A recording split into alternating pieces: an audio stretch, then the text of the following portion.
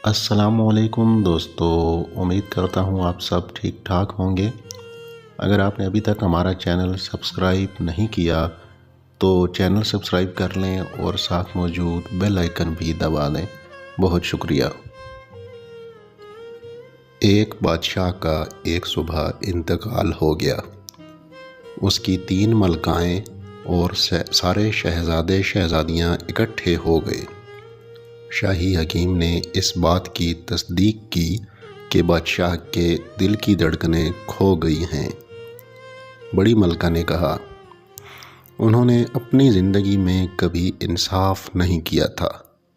یہ اپنا حرم کنیزوں سے بھرے رکھتے تھے، مجھ پہ سوتن نہ لاتے مگر 1 نہیں 2 لے آئے۔ اب تخت کے دعوے دار بڑھ گئے ہیں، تاہم تخت میرے بیٹے ہی کو ملے گا۔ دوسری بیوی نے کہا، تخت ملے گا یا شاید تختہ، کیونکہ میرے بیٹے بھی جوان ہیں۔ انہوں نے مجھ پہ بھی ظلم کیا، مجھے کہا تم میری محبوب ملکہ بنو، تم ہی حکمرانی کرو گی، اور اب میرے بچے کریں گے۔ چھوٹی ملکہ نے کہا، ظلم تو مجھ پہ بھی کیا گیا ہے، ابھی تم دونوں کی اولاد جوان ہے، میرے چھوٹے بچوں کو نکال باہر کیا جائے گا۔ انہوں نے کبھی میرے ساتھ اچھا برتاؤ نہیں کیا۔ اچانک سب کے حلق سے چیخ نکلی۔ ملکائیں اس پلنگ سے یکدم گھبرا کر اتر گئیں جس پہ بادشاہ کا مردہ جسم رکھا تھا، لیکن اب مردہ نہیں رہا تھا۔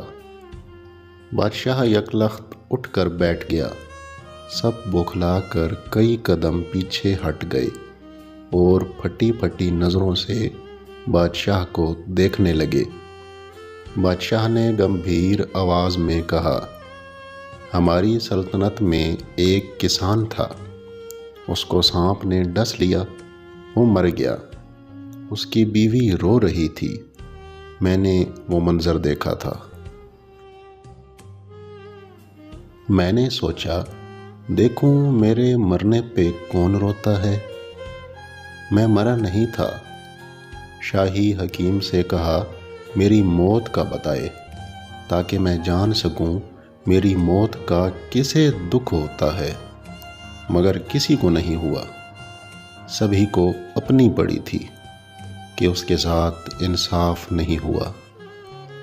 بڑی ملکہ، تمہارا باپ اپنی سلطنت کھو چکا تھا، تم لوگ بڑی تنگ دستی میں زندگی گزار رہے تھے، موجودہ زندگی اس سے بہتر نہیں کیا جو تم اتنے گلے کر رہی ہو؟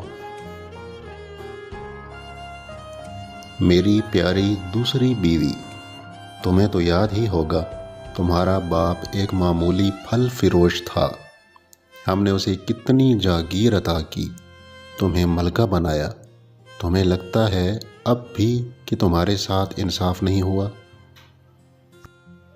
میری چھوٹی ملکہ، کیا تمہیں یاد ہے تم کہاں سے آئی ہو؟ تمہیں سپاہی ڈاکوؤں کے ایک قافلے سے بچا کر لائے تھے، اور میں نے تم سے پوچھا تم کیا چاہتی ہو؟ تم نے کہا میری داسی بننا چاہتی ہو، میں نے ملکہ بنا لیا۔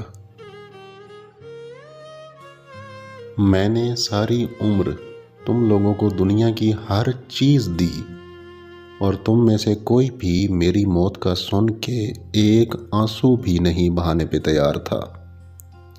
میری نظروں کے سامنے سے دفع ہو جاؤ۔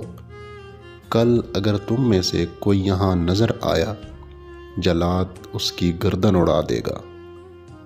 تم لوگوں کو دولت کی ہوس ہے، وزیر اعظم تم لوگوں کو خزانے کا ایک کثیر حصہ دے دے گا۔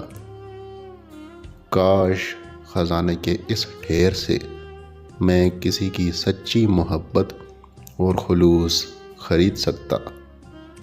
وہ کسان مجھ پہ سبقت لے گیا۔